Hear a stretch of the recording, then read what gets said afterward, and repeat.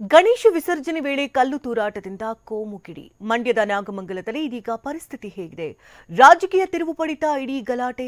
BJP ಆರೋಪಿಸಿದಂತೆ ಬರೀ ಹಿಂದೂಗಳನ್ನು ಮಾತ್ರ arrest ಮಾಡಲಾಗಿದೆಯಾ? ಈ ಸುದ್ದಿಗಳನ್ನು ನೋಡೋಣ ನಾಗಮಂಗಲ ನ್ಯೂಸ್ ಟಾಪ್ 9ನಲ್ಲಿ. ರಾಜ್ಯದಲ್ಲಿ ಕಾನೂನು ಸುವ್ಯವಸ್ಥೆ ಸಂಪೂರ್ಣ ಹಾಳಾಗಿದೆ ಅಂತ ವಿಪಕ್ಷ ನಾಯಕ ಆರ್ ಅಶೋಕ್ ವಾಗ್ದಾಳಿ ನಡೆಸಿದ್ದಾರೆ.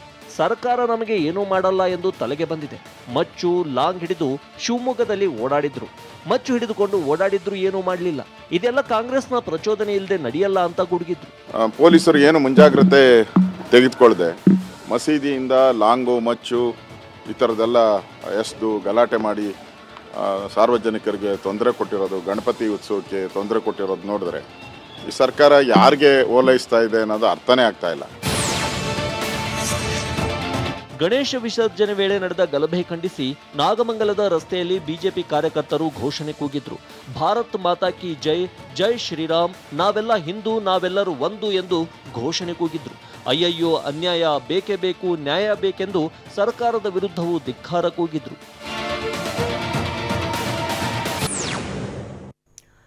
ಪ್ರಾಸಿಕ್ಯೂಷನ್ ಪ್ರಶ್ನಿಸಿ ಸಿಎಂ ಸಲ್ಲಿಸಿದ ಅರ್ಜಿ ವಿಚಾರಣೆ ಅಂತ್ಯ. ತೀರ್ಪು ಕಾಯ್ದಿರಿಸಿದ ಕೋರ್ಟ್. ಏನಾಗಲಿದೆ ಸಿದ್ದರಾಮಯ್ಯ ಭವಿಷ್ಯ? ಕೊನೆ ದಿನ ಹೈಕೋರ್ಟ್ನಲ್ಲಿ ನಡೆದಂತ ವಾದ ಪ್ರತಿವಾದವೇನು? ಈ ಎಲ್ಲಾ ಸುದ್ದಿಗಳನ್ನು ನೋಡೋಣ ಮೂಡಾಯಣ ನ್ಯೂಸ್ ಟಾಪ್ 9ನಲ್ಲಿ.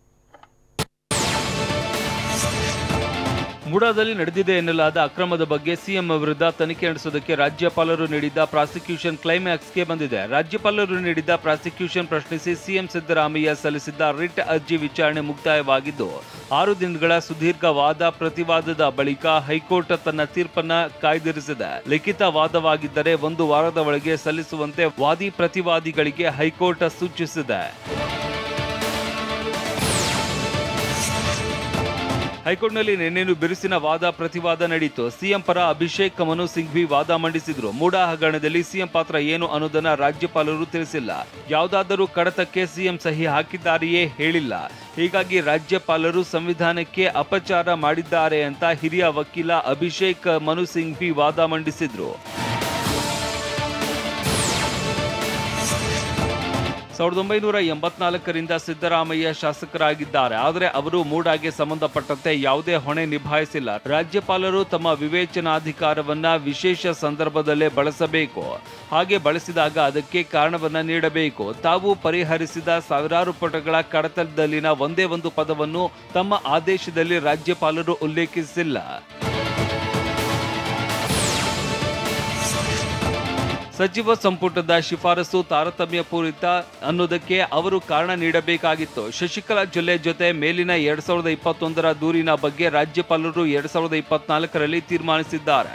ಆದರೆ ಸಿಎಂ ವಿರುದ್ಧ ಮಾತ್ರ ತರಾತುರಿಯಲ್ಲಿ ಅನುಮತಿ ನೀಡಿದ್ದಾರೆ. ಸಿಎಂ ಸಹಿಯೇ ಇಲ್ಲದ 23 ವರ್ಷದ ಹಳೆಯ ಪ್ರಾಸಿಕ್ಯೂಷನ್ಗೆ ಅನುಮತಿ ನೀಡಿದ್ದಾರೆ ಅಂತ ಅಭಿಷೇಕ್ ಮನು ಸಿಂಘ್ವಿ ವಾದ ಮಂಡಿಸಿದ್ರು.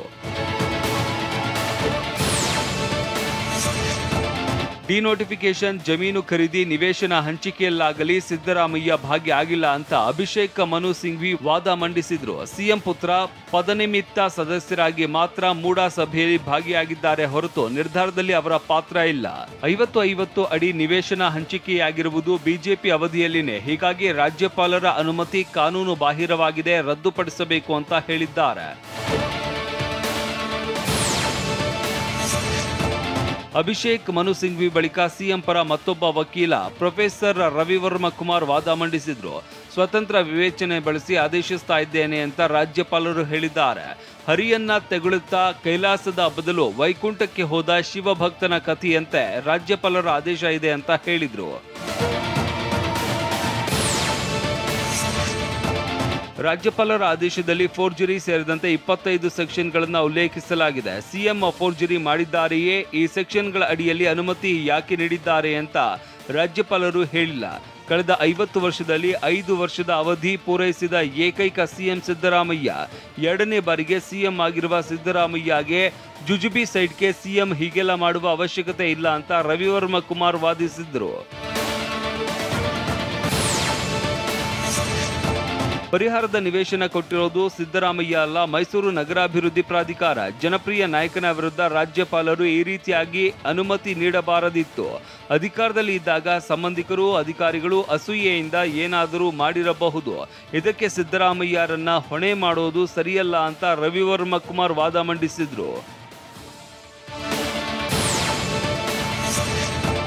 ಸಿಎಂ ಪರ ವಾದ ಮುಗಿತಾ ಇದ್ದಂತೆ ದೂರುದಾರ ಟಿಜೆ ಅಬ್ರಹಂ ಪರ ರಂಗನಾಥ ರೆಡ್ಡಿ ವಾದ ಮಂಡಿಸಿದ್ರು. ದೇವನೂರು ಬಡಾವಣೆಯ ಜಮೀನಿಗೆ ವಿಜಯನಗರ ಬಡಾವಣೆಯಲ್ಲಿ ಬದಲಿ ನಿವೇಶನ ಪಡೆದಿದ್ದಾರೆ. ಚಿಂತಾಮಣಿಯ ಜಮೀನಿಗೆ ಸದಾಶಿವನಗರದಲ್ಲಿ ನಿವೇಶನ ಪಡೆದಂತಾಗಿದೆ. ಸಿಎಂ ವಿರುದ್ಧದ ಆರೋಪಗಳ ಪಟ್ಟಿ ತನಿಖೆ ಅಗತ್ಯ ಇದೆ ಅಂತ ಮನವಿ ಮಾಡಿದ್ದಾರೆ. ದೂರುದಾರರ ಪರ ಲಕ್ಷ್ಮೀ ಅಯ್ಯಂಗಾರ್ ವಾದ ಮಾಡಿ ಇಂದಿನ ಬೆಲೆ 40 ಲಕ್ಷವಾಗಬಹುದಾಗಿದ್ದ ಜಮೀನಿಗೆ ಬದಲಾಗಿ 55 ಕೋಟಿಯ ನಿವೇಶನವನ್ನ ಪಡೆದಿದ್ದಾರೆ. ಇದೆಲ್ಲದರ ಬಗ್ಗೆ ತನಿಖೆ ಅಗತ್ಯ ಇದೆ ಅಂತ ಹೇಳಿದ್ದಾರೆ.